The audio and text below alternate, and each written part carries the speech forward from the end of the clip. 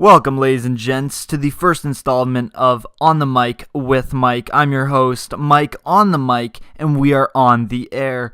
Today we're going to be talking all sports news, as this is what the show is Sports with Mike. Now, we have a couple different topics today, 3 in total, and we're looking at about a 30-minute show.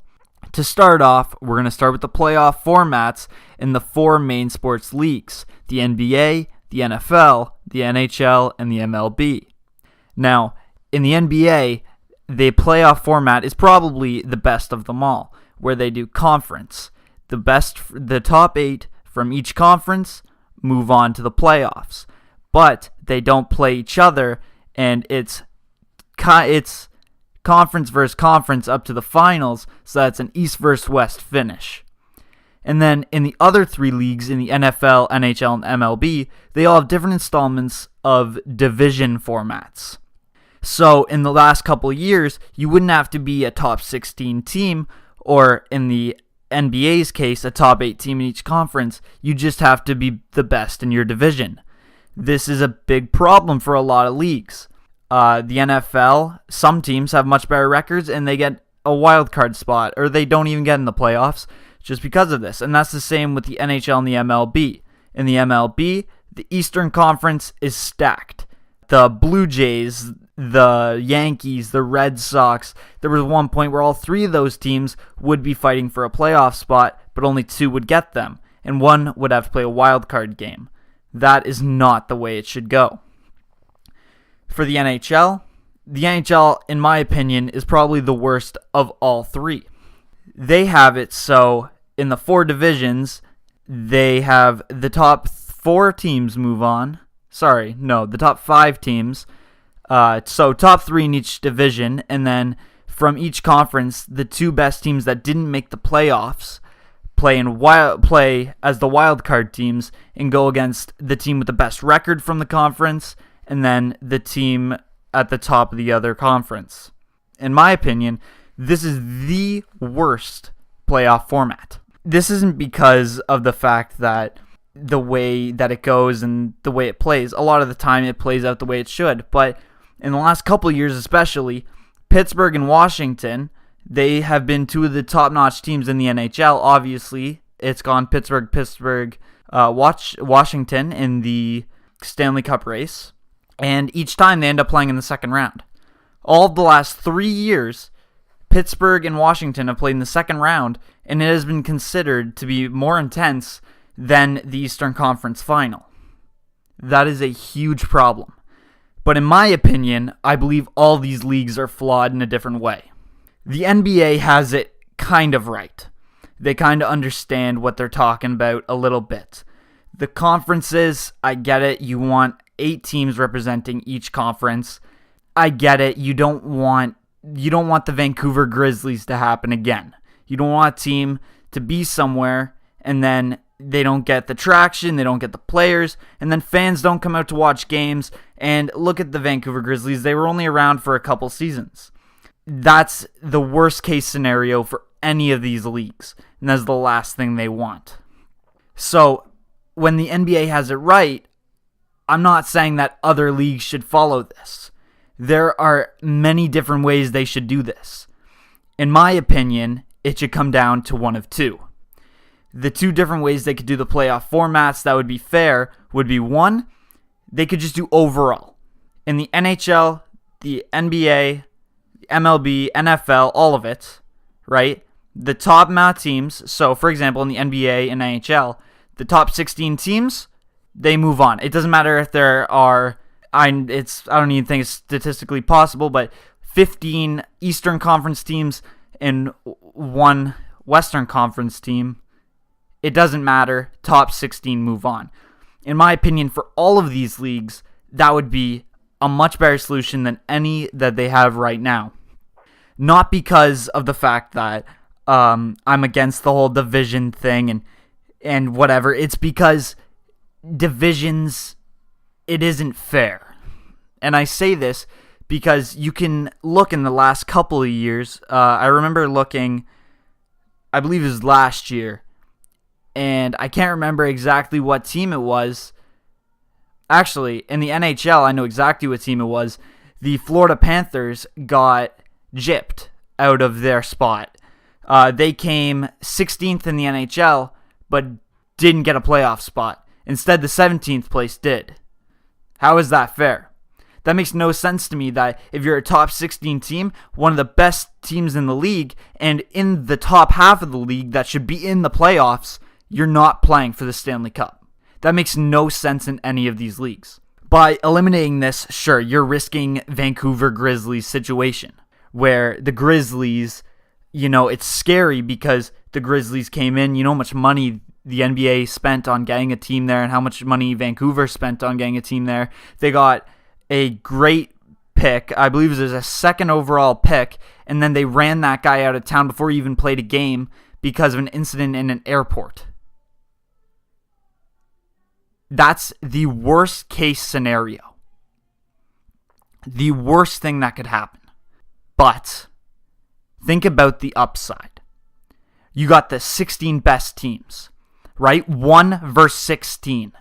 Listen, it's crazy. A couple of years ago, when Nashville, in the 16th seed, they were the bottom team. They came bottom. And they beat the Chicago Blackhawks, who are the number 1 in their division.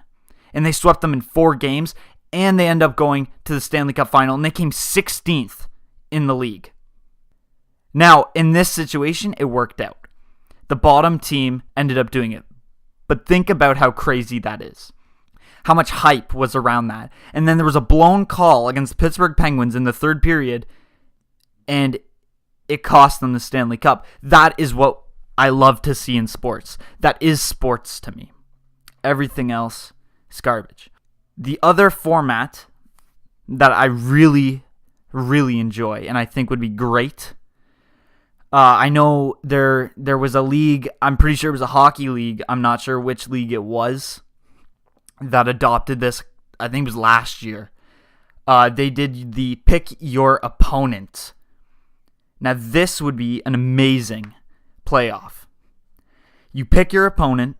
It could be a huge televised event for every single league. There are enough fans for the MLB, the NBA, the NHL, and the NFL to be able to do this. Think of the fact that, let's say, that, so for the NFL, for the NFL, the Philadelphia Eagles, right? They come in first out of all the teams. Out of every team in the NFL, they come in first. And then they get to choose of the other teams that made the NFL playoffs who they play. And let's say, they could go the easy route, and let's say the bottom seed was New England, right? And New England, let's just imagine, didn't have Tom Brady and wasn't a powerhouse. They could go with that. But then they look into the analytics and they go, well, we played New England earlier this season, and we got destroyed. And we lost by 40 points. Right? So now it just adds so much more when the second seed, right, in the playoffs could be the Broncos. The Broncos, they're the second place seed, but when the Eagles played the Broncos earlier that season, they beat them 50-0. And they absolutely destroyed them, and they showed no mercy. It gives them so much option. And could you imagine if the Philadelphia Eagles picked the second seed Denver Broncos? It would add so much more to all these sports leagues. It would add rivalry. It would add so much. Right? Because rivalry, what is a rivalry? Right? Like, there are plenty of rivalries in sports. But when one team's not as good as the other, the rivalry isn't as good. For example, New York and Boston, the Yankees and the Red Sox, right? They're a rivalry. Of course they're a rivalry. One of the biggest in sports. But when they both were terrible, there's no rivalry there. There's two bad teams playing each other. So imagine they have two good teams, and they go, just for the rivalry, we want to play this team. So if we are looking at the MLB, the Yankees end up picking the Boston Red Sox. Okay, right? So that's a crazy series already. So they go on and they play the Red Sox. And then the winner of that plays whoever the next seed down. So let's say the Yankees were the 1 seed, the Red Sox were the 2 seed, and they somehow picked each other. The 3 seed would now get the next spot to pick, and it would keep going until every team was picked. There's no need as much for a wild card game. Hell, you could have a wild card game if you really, really wanted one. You could have a wild card game, and then that team gets put into the bracket. So overall, NBA has it right so far. NFL, NHL, MLB, they need some work done. It's ridiculous the way it's going. The fact that some divisions are so stacked upon others, that's garbage to me. League-wide should be more of a thing. But for the fun of fans, I believe pick your opponent might be one of the best options you could come with. That would be an insane option. All right. So let's go to topic 2. No World Cup was announced a couple days ago for the World Cup of Hockey in 2020. I have a lot of thoughts about this one. There was one in 2016. There were a lot of different things about the World Cup of Hockey that I enjoyed and I didn't enjoy. I thought the way it ended wasn't the way they wanted it to go. They kind of had a 3-game series where Team Europe and Team Canada Team Europe didn't even really stand a chance, really. They had a little chance maybe, but I don't think they were ever going to pull away with a win, or at least 2 wins in 3 games. So I thought that was kind of a cheesy way to do it. Team North America was great. There were a lot of stars on that team. I thought if they would have made it, they could have played Canada, and that would have been the best game of the tournament by far. That would have made the tournament, and I think it would be coming back for another year if they did play each other. But beyond my point of view on this situation, some of the players, right? Austin Matthews obviously came out and said that he was disappointed. He was bummed the fact that they decided not to do it, and I could agree with that. You know, if you love the sport, you want to win, and if you're a part of a tournament like that and you lose, obviously you want redemption. You want to go back and win. So I can see that probably a lot of players are frustrated with the fact that the NHL would do this, but the only good thing really that I would see players being happy about is the fact that the Olympics in Beijing for 2022 could now open up for a possibility for the professionals to go and play again. I think that'd be okay. Personally, I'm a big fan of the non-professional Olympics, especially for hockey. A lot of people always say how it should be the best in the world going, but I think that the underdog stories are better than that. You know, Miracle on Ice, when USA beat the Soviets in the semifinals, and the USA went on to win the gold. I think that was an incredible moment. Something that the sport's kind of been lacking over the last couple of years, ever since they kind of let the Russians into the NHL, and they sort of just gave up on the whole Russian NHL rivalry, which the All-Star game used to be 100 times better. It's not even worth watching anymore, really. I don't see a point to watching it as much, just for the fact that it's just a bunch of guys who don't play defense, a bunch of guys who don't care, guys that don't even really want to be there. For example, Alexander Ovechkin just dropped out. He didn't care. Carey Price dropped out. He doesn't care. They don't care about the game. It's a stupid weekend event now, and I think it was much better with the Russians. But back to that point about the big moments, right? And even last year, 2018 Olympics, when Germany beat Canada in the semifinals, that was insane. That was probably one of the craziest things I've ever seen. And then Germany goes in with like 2 minutes left in the third period, and the Russians take a penalty. The favored Russians, Germany wasn't even supposed to place. Russians take a penalty. Somehow, the Germans, with a 1-goal lead, cracked under the pressure, let them score a shorthanded goal, and then lose it in overtime. They had no business even being in that game. But if they ever could have won that would have been incredible. And I think that those are the moments in sports we should be looking for. I don't think that we should be looking for professionals in Canada to win every year and for it to be Canada-USA every single year, because at the point we're at, the Russians, yeah, they're great, but they have their own league. And they have that own league because their players aren't good enough to play in the National Hockey League. We're kidding ourselves when we say that it's a competition at the Olympics, because it's not. It's professional players that have done it a million times against guys that are hoping. And it shouldn't be like that. I believe it should go to non-professional Olympics, but that's just because I love a good underdog story, and I just believe that that's the more fun way to do things. Yeah, no World Cup. I can't say I'm surprised. I kind of saw it coming.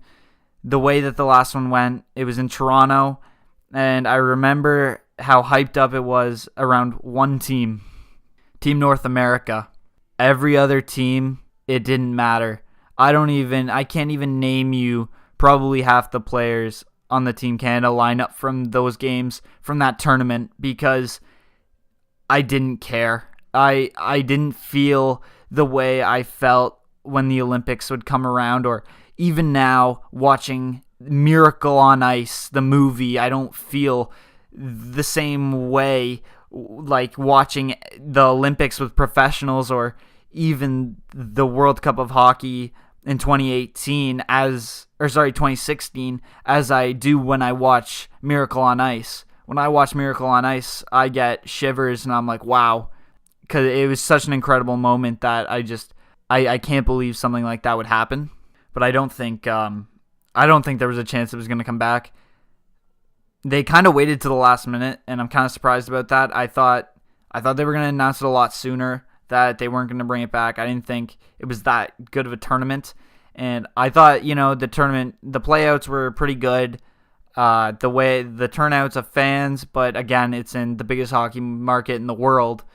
What do you expect, right? Like they're used to going to games that they can't afford, right? So you never get into a Leaf game, but you can get in to see Team North America play against the Russians, right? So you're like, all right, let's do it. I think at the time it seemed like a good idea to have their own tournament and maybe try to compete with the Olympics a little bit.